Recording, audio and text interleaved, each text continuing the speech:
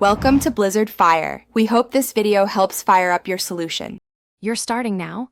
Verify your iOS version and ensure your photos are backed up because changes may affect stored edits.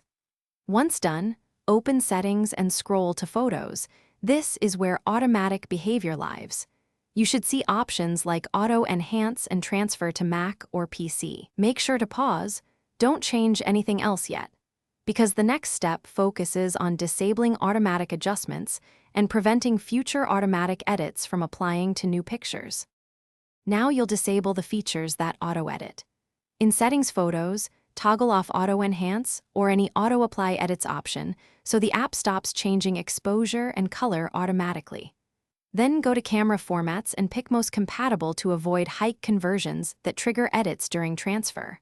Finally, in Settings Photos Transfer to Mac or PC, select Keep Originals. This prevents the system from converting files and applying any automatic adjustments when moving files off your phone. Finish by cleaning up images already altered. Open Photos, select a picture, tap Edit, and choose Revert to Original to remove any applied automatic edits. If changes keep appearing, make sure iCloud Photos Sync hasn't reapplied settings. Sign out and sign back in, or update iOS to the latest version to clear bugs.